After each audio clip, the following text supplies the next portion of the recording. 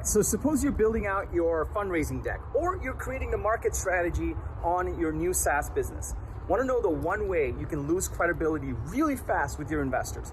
The one way where almost instantly, no matter how much time you put into actually building out your deck, how much time you're thinking about your financials and your product strategy, want to know the one really quick way you can lose credibility with investors real fast?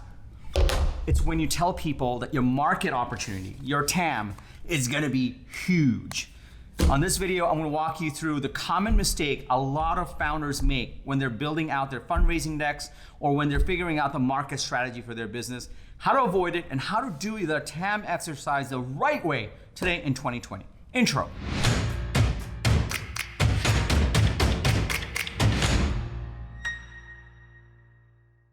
What's up, everybody? Welcome to Unstoppable. I'm TK, and on this channel, I help SaaS founders like you navigate the path to the next stage of growth, navigate the path to product market fit, and build incredible, thriving SaaS businesses. If you are new to this channel, be sure to hit the subscribe button and that bell icon. That way you'll get notified every single time I drop an episode. I do it 3 times a week with the TK energy. And if you're back, if you're already part of our community and you're already subscribed, welcome back. It's really great to have you here. Now, if you're thinking about your TAM, total addressable market, more importantly, if you're thinking about your market strategy, which if you have been a long time follower in this channel, you'll know I talk about this over and over. In fact, this is a card I have from a prior video. Market trumps everything. You go after the right market with a kind of an okay team and an okay product and an okay go-to-market, you'll still win. You have the best team in the world, the beautiful product in the world, but if it's in a crappy market, you just won't get anywhere. It's just kind of like the unfair law of the universe, right? The market decides. Now, if you are doing that analysis of picking the right market, one of the things that you're going to be doing is figuring out your total addressable market. And the most common mistake I see founders do is they just have that one slide where they say, X market has X billion dollars of spend and we're going to capture it. Boom. It's going to be, which is the equivalent of basically saying our TAM is going to be huge. This is the quickest way to lose credibility with an investor. Why? It shows that you're not actually thinking critically about how to go after your total addressable market. Now, let me explain why TAM is important, especially around fundraising conversations. TAM is important because most investors have a rather large fund, and every single deal that they do will have to stand a chance to actually return that fund, which means that every single deal that they do must be a rather large opportunity. Now, the worst things to happen for a startup after it's been funded, after venture capitalists invest on it, is to realize that there aren't a lot of people that want what they're selling. And one of the quickest way to filter out the companies that aren't going to be that big of an opportunity is to look at their total addressable market. This is why investors obsess over TAM. This is why founders are trying to obsess over how to show that it's huge. Here's the thing though. If you are just going to put a slide that says it's huge and then they look at it, this is the quickest way for them to understand if you've critically looked at how to think about your market. What they're really looking for is, have you really honed in on the right market? And is that market actually ripe for disruption? Is it a big enough market? Whereas even if you get 1% of that market, it would be very huge and it would return that fund. You guys starting to get this? So the question becomes, how do you actually figure out TAM the right way instead of just having a slide like this, which is 90% of TAM slides out there? Now, if you're really interested on all the mechanics on how to think about TAM, I have this one video that goes much more in depth into how to calculate TAM.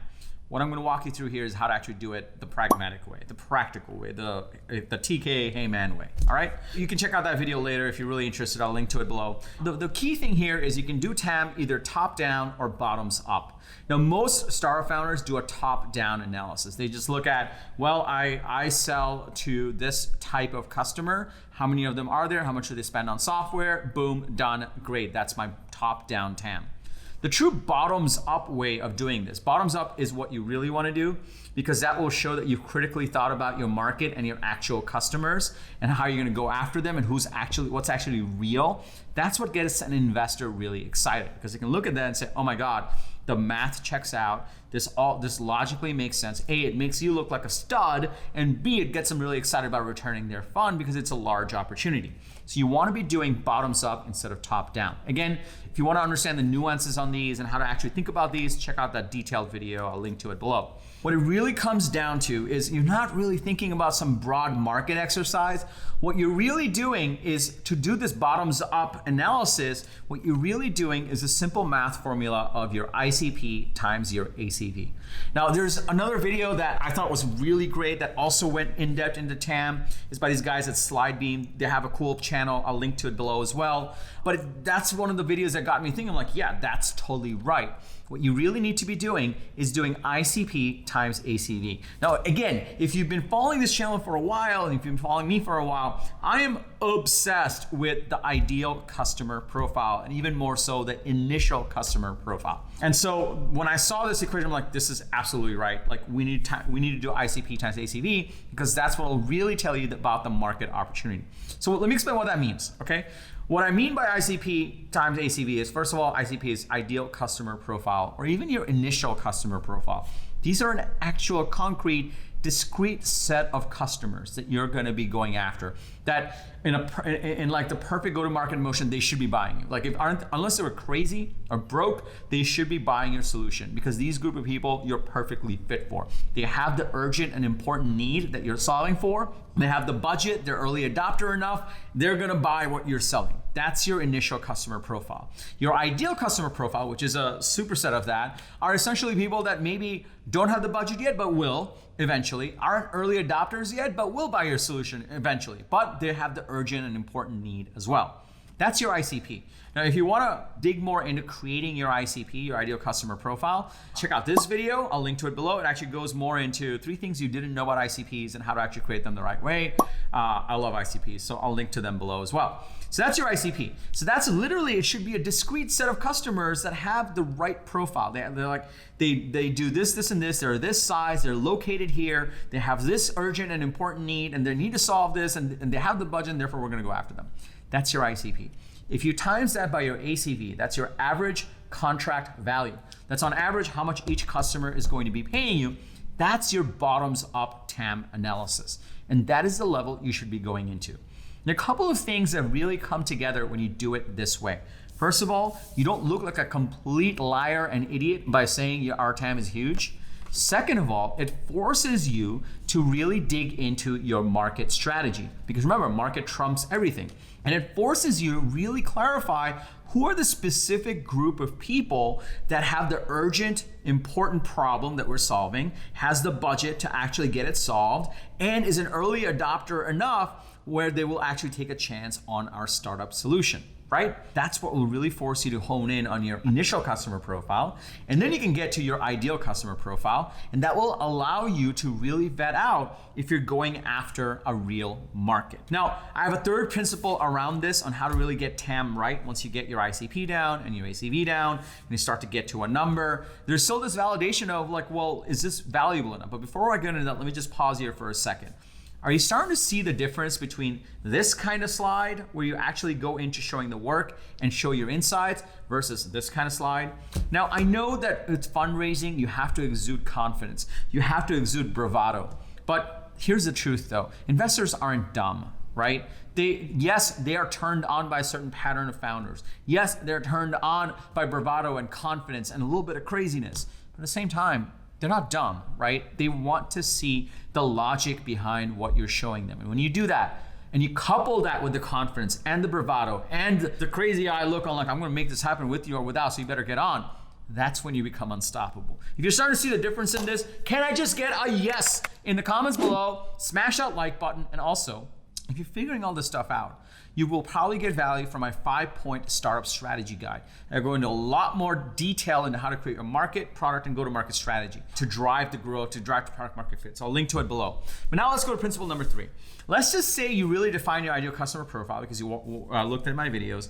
You figure out your ACV and you have your bottoms-up analysis of your TAM, right? You have this number. If you just put that on a slide, and maybe that's not as big of a number as this one, but at least it's like real, and you can explain it and you can have a constructive discussion around it, there's still this one component that you still have to show. That one component will actually make it clearer on why this market is a tremendous market and it's so much more real. And that's what I call macro trends. Great markets have a certain macro trend. Some people call it the wind behind their back. Some people call it macro trends. Some people call it the magic in a market. I don't know, like I made that last one up. I don't know if anyone calls it that, but I don't know.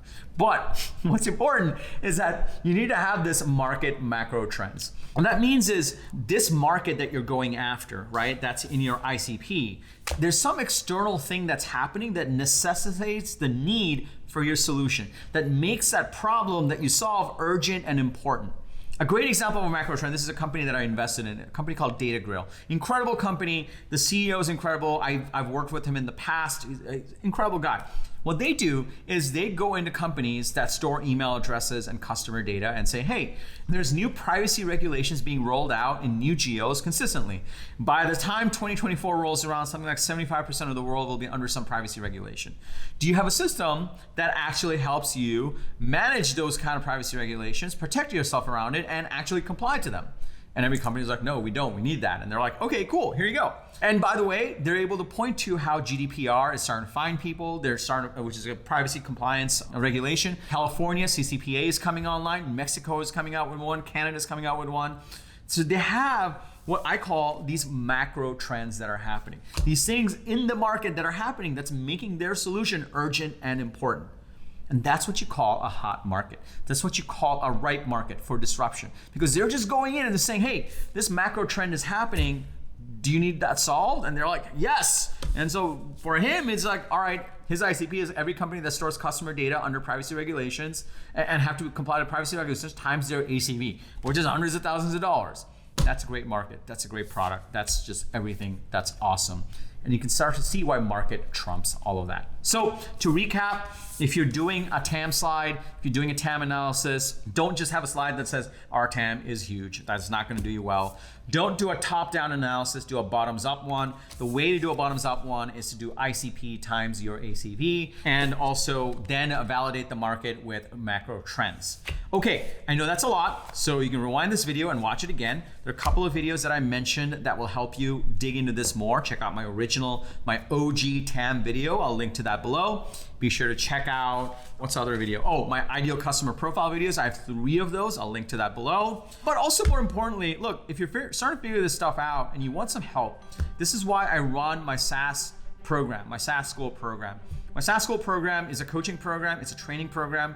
We do 2 things. One, we help SaaS founders that are in the early stages figure out their market, product, and go-to-market strategy so that they can win.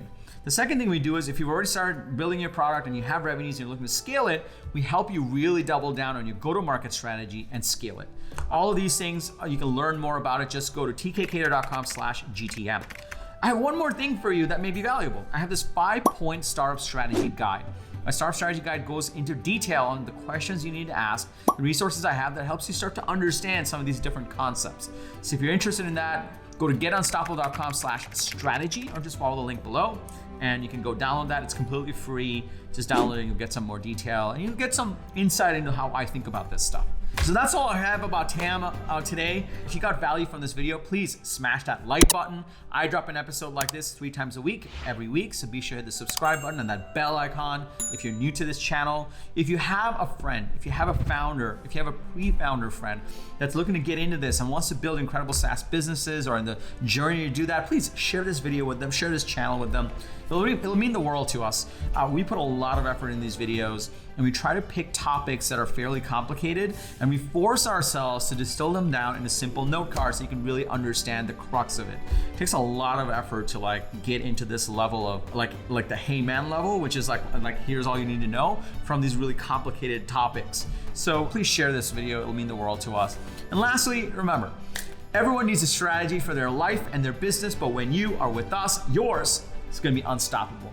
I'm TK, I'll see you in the next episode.